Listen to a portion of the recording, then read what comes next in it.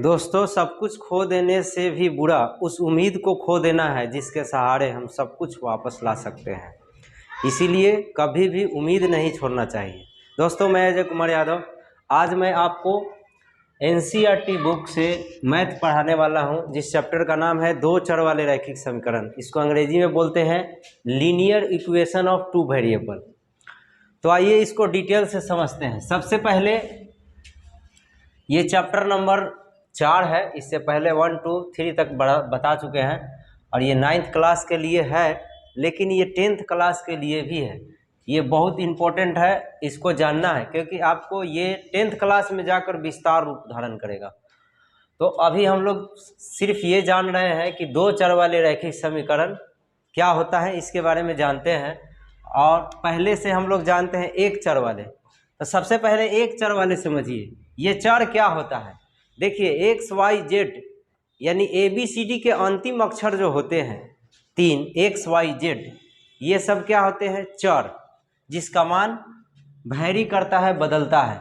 जैसे XYZ और शुरुआत का ABCD ये सब जो अंक है ये संख्या के रूप में होता है, जिसको वास्तविक संख्या बोलते हैं, रियल नंबर।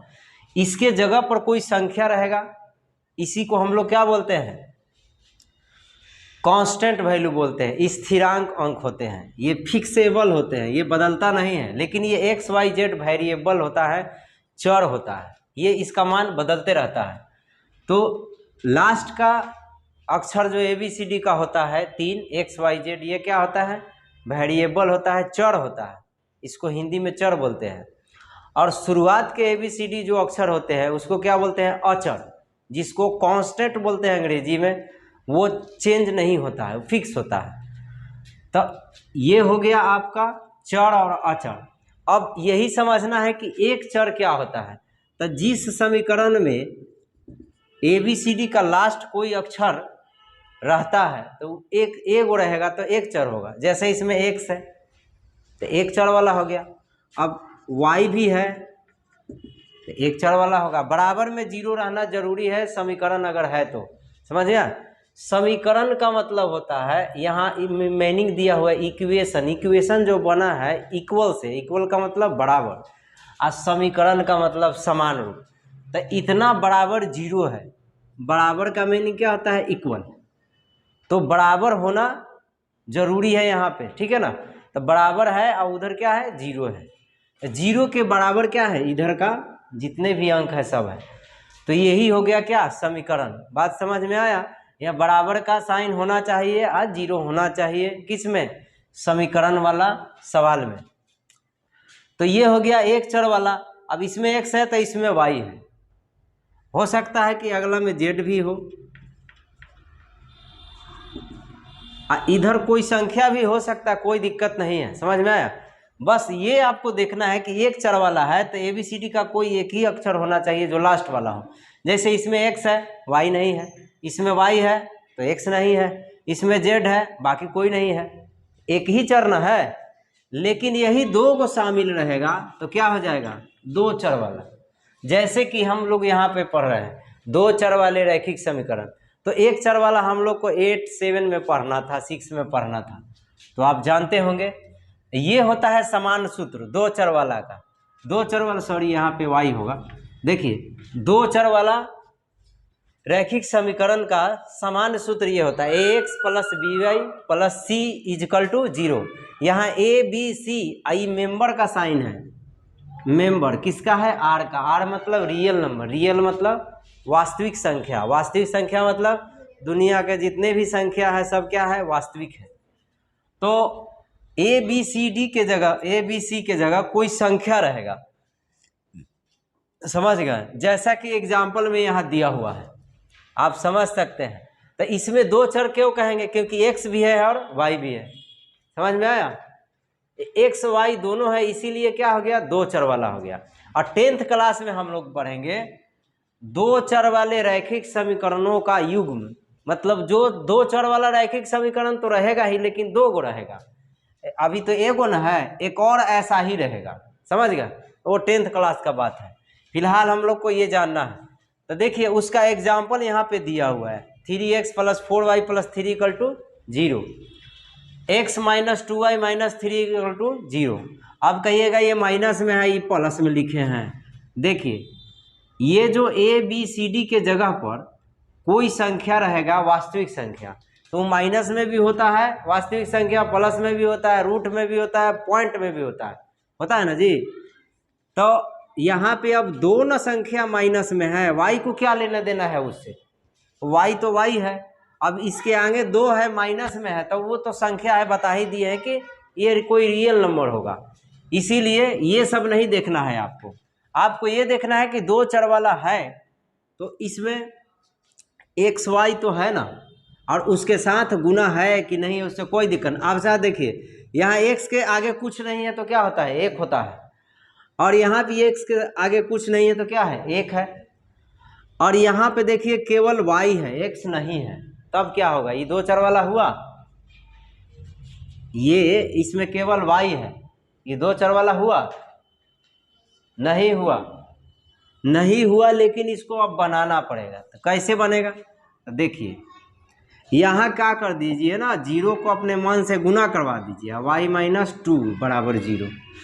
आई 0 से गुना करवा दिए हैं x को, तो ये तो 0 हो जाएगा। तब 2 चर वाला है तो इसको आप क्या करना होगा, 0 से गुना करा के 2 चर वाला बना देना है, लेकिन रियली रूप से ये है नहीं, समझ में आया। लेकिन आपको यहाँ पे बनाना पड़ेगा, तो क्या हो गया, 0 इंटू एक्स और y हो गया, तो क्या हो गया, 2 चर वाला हो गया। उसी तरह नीचे देखिए x है, x के बाद क्या आता है y, तो अब y नहीं है तो इसमें y बनाइए x, अब प्लस या माइनस 0 इंटू वाई कर दीजिए, माइनस 4 इक्वल टू 0। समझ में आया, तो 0 इंटू वाई हो गया, ये 0 से गुना कराएंगे तो 0 हो जाएगा, तो फिर यही ना आ जाएगा। तो ये 2 चर वाले रैखिक समीकरण बन गया, ये हम लोग बनाए हैं, है नहीं, समझ में आया। अब आपको सवाल किस तरह से पूछता है वो समझिए। तो ये हो गया आपका 2 चर वाले रैखिक समीकरण। मुझे उम्मीद है कि आपको समझ में आ रहा होगा, फिर भी समस्या है तो कमेंट कीजिएगा। आपसे सवाल पूछेगा कि कोई सवाल दे देगा जैसे कि 4x² minus 4x minus 3y plus 2 बराबर 0, और आपसे पूछेगा ABC का मान बताइए। तो आप बताइए, यहाँ a का, यहाँ देखिए x है ना, x के आगे a है, तो यहाँ x के आगे क्या है, 4, तो a का मान क्या हो गया, 4। अब b का पूछेगा, फिर b का भी बोलेगा, ABC का बताइए, तो b का मान क्या है, यहाँ y के आगे b है, तो यहाँ y के आगे क्या है, 3 है, लेकिन माइनस में है तो माइनस में ही लिखेंगे। समझ में आया। और सी के देखो, सी के साथ कोई नहीं है, सिंगल है, तो यहाँ भी देखो सी के जगह पर सिंगल क्या है, 2, तो सी का मान क्या हो गया, 2। समझ में आया। इस तरह से आपको सवाल पूछेगा। एक और देते हैं, माइनस 4x y अब बराबर में 0 है। अब यहाँ से पूछेगा आप ABC का मान बताइए। तो सबसे पहले यहाँ तो क्या कीजिएगा, माइनस 4x y, और सी के साथ कुछ नहीं है तो 0 इंटू सी लिख सकते हैं, ठीक है, बनाने के लिए, क्योंकि सी तो है नहीं इसमें। अब ABC का मान बताइए, बोलिए। x के साथ जो होता है वही ना a होता है, ये जनरल जो फार्मूला होता है, समान सूत्र होता है, उसको देखिएगा। x के साथ a है, तो यहाँ x के साथ क्या है, -4, यानी x का मान क्या हो गया, -4। x का कि a का, a का। अब b का मान बोलिए, b के साथ क्या है, b के साथ y है, y के साथ b है, तो यहाँ क्या है, y के साथ कुछ नहीं है, तो कुछ नहीं है तो 1 तो होता है, लेकिन माइनस में है तो क्या होगा, माइनस में 1 होगा। समझ गए। और c का मान बोलिए, c के साथ क्या है, 0, c इंटू 0 है तो क्या लिखेंगे, 0। तो ये इस तरह से हम लोग क्या करते हैं, ABC का मान निकालते हैं। इस तरह से सवाल पूछा जाएगा। तो अब आप क्या कीजिएगा, डायरेक्ट लिखिएगा। देखिए यहाँ सी नहीं दिया तो सी का मान क्या लिख देंगे, 0। समझ गए। अब जो दिया है उसको लिख लेंगे, बनाने की ज़रूरत नहीं है, ठीक है। अब हम लोग चलते हैं एक्सरसाइज की ओर। अब हम लोग पढ़ते हैं एक्सरसाइज का पहला सवाल। एक्सरसाइज प्रश्नावली 4.1 का पहला सवाल है, एक नोटबुक की कीमत एक कलम से 2 गुनी है। इस कथन को निरूपित करने के लिए 2 चर वाला रैखिक समीकरण में लिखिए।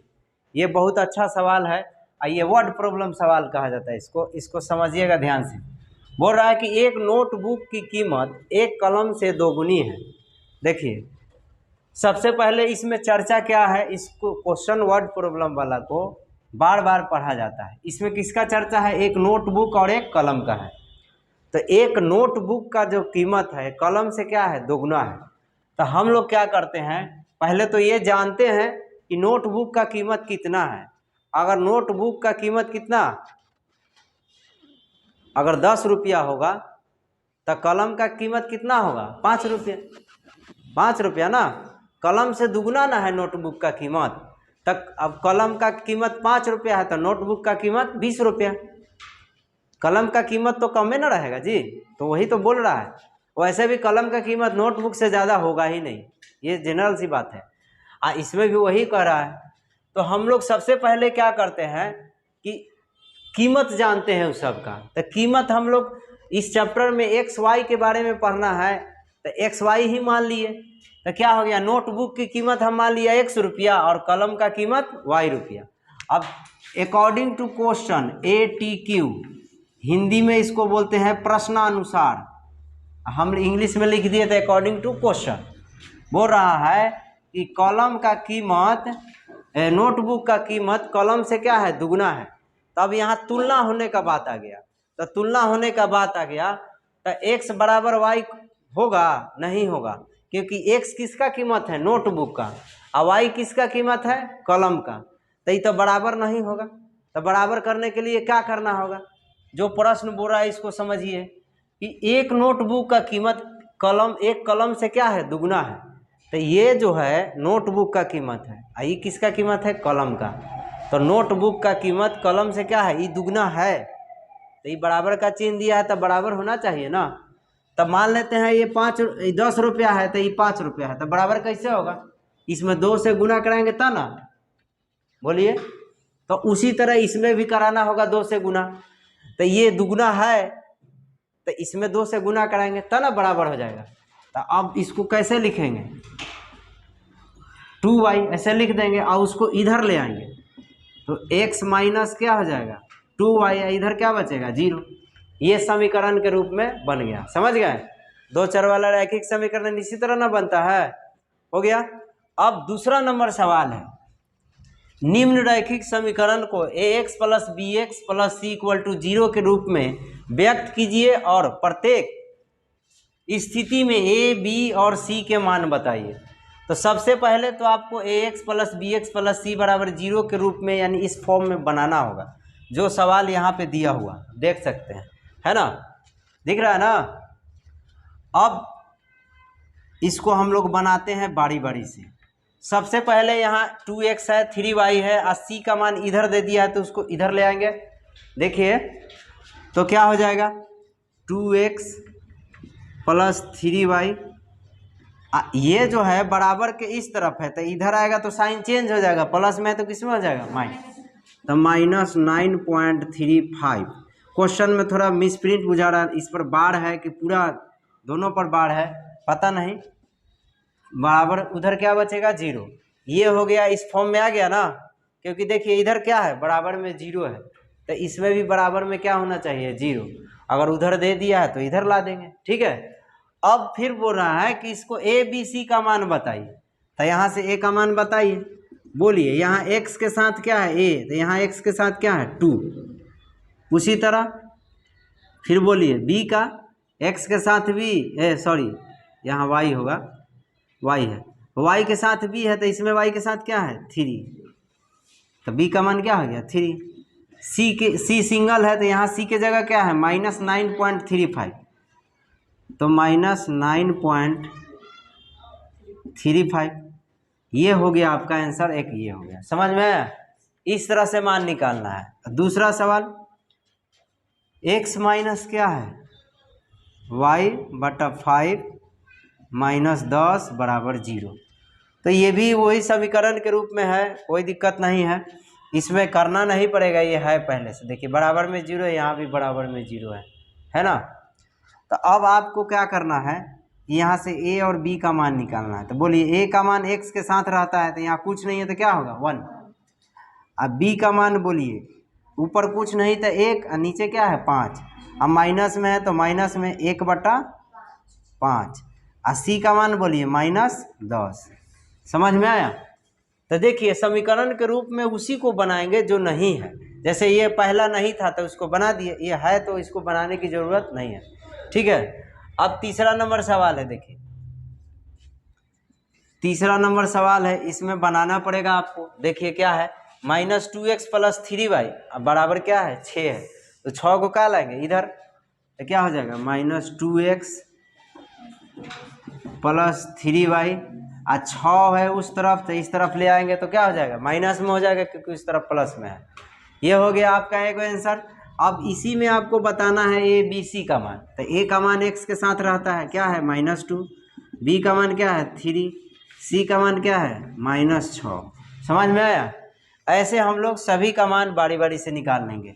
चौथा नंबर सवाल, चौथा नंबर में क्या है, x = 3y है। देखिए जिस तरह हम लोग एग्जाम्पल में पढ़े थे उसी तरह आ गया। देखो x = 3y है, तो अब उसको इधर ले आएंगे तो x माइनस क्या हो गया 3y, अब बराबर में क्या बचा 0। अब c का मान तो यहाँ है नहीं, तो नहीं है तो क्या करेंगे बना दो, या तो 0 समझ लो। तो चलो यहाँ पे क्या करते हैं 0 × c लिख दीजिए, अब बराबर में क्या लिख दीजिए 0। तो हो गया ना, इस फॉर्म में हो गया ना, ये हो गया एक आंसर। अब यहाँ से ए बी सी का मान, तो x के साथ ए होता है कुछ नहीं तो 1, b का मान बोलिए -3 और c का मान 0। समझ गए? इस तरह से आप इस सभी का मान निकाल सकते हैं, और आप निकाल सकते हैं, या तो हम आगे फिर आगे बताते हैं सवाल, बचे हुए सवाल को। चलिए 5वां नंबर सवाल बनाते हैं। 5वां में है 2x = -5y, तो 5y को इधर ले आएंगे तो 2x + 5y हो जाएगा, अब बराबर में 0। बहुत लोग के मन में होगा सर इधर क्यों ले रहे हैं, इसको इधर क्यों नहीं ला रहे हैं, किसी को किधर लाइए वही आंसर होगा। समझ गए? अब अच्छा इसको इधर ले आइएगा तो माइनस में 2x हो जाएगा, माइनस में 5y हो जाएगा, बराबर में इधर 0 बचेगा, माइनस कॉमन ले लेंगे तो फिर तो वही आ जाएगा, तो कोई फर्क नहीं पड़ता है। अब देखिए इसमें c नहीं है, तो हम बताए थे c नहीं है तो c का मान 0 हो जाएगा। तो चलिए यहाँ से a का मान बताइए, तो x के साथ होगा वो a का मान क्या हो गया 2, b का मान क्या हो गया 5, और c का मान यहाँ कुछ है ये नहीं है, c सिंगल होता है तो क्या हो जाएगा 0। समझ गए? अब बनाने के लिए समीकरण है, तो अब क्वेश्चन में दिया होगा तो आप 0 × c लिख सकते हैं, कोई दिक्कत नहीं है, इतना बार बता चुके हैं। चलो छठा नंबर देखिए 3x + 2 बराबर में 0 है, तो 3x + 2, अब y नहीं है तो y को बताए थे ना 0 × y कर दीजिए, प्लस में 2 तो है ही है। ठीक, ये समीकरण बन गया। देखिए बन गया ना। अब यहाँ से a का मान बोलिए 3, y के साथ b, यहाँ y के साथ 0, तो b का मान 0, c का मान यहाँ क्या हो जाएगा 2। समझ गए? अब 7वां नंबर सवाल देखिए, 7वां में क्या है y - 2, ओ सॉरी ये कितना था, नहीं ठीक है y - 2 है, तो y - 2 है तो x तो नहीं है इसमें, x पहले ही लिखाता है बाद में y लिखा था, तो इसको लिख देते हैं 0 × x + y - 2 बराबर 0। ठीक है ना, y - 2 दिया हुआ है, पहले x ना लिखाता है, x है ये नहीं है तो 0 × x लिख दिए, ये तो समीकरण हो गया। अब a b c का मान बताना है, तो x के साथ a होता है तो क्या होगा 0, अब b का मान क्या होगा 1, y के साथ कुछ नहीं है तो क्या होगा 1, और c का मान बोलिए -2। समझ गए? अब 8वां नंबर सवाल 5 = 2x, ऐसा करते हैं 2x को इधर ले आओ या 5 को उधर ले जाओ, चलो 5 को ही उधर ले आते हैं, तो 2x, अब y उसमें है ही नहीं तो लिख देते हैं 0 × y, अब माइनस क्या हो जाएगा 5 होगा ना जी, 5 को उधर ले जाएंगे तो 2x - 5 होगा ना, 2x - 5 तो है ही है, अब y नहीं था तो 0 × y कर दिए, क्योंकि इस समीकरण के रूप में लिखना है। समझ गए? अब बोलिए a का मान क्या है 2, b का मान 0, c का मान -5। समझ गए? इस तरह से आपको सवाल अगर किसी बुक से है तो आप बना सकते हैं, ज़रूरी नहीं है एनसीईआरटी का ही। आप प्रैक्टिस के लिए अलग बुक आपको रखना ही होगा, क्योंकि इसमें सवाल बहुत कम देता है, तो आप अलग बुक से प्रैक्टिस कीजिए। मिलते हैं अगले एक्सरसाइज में, धन्यवाद।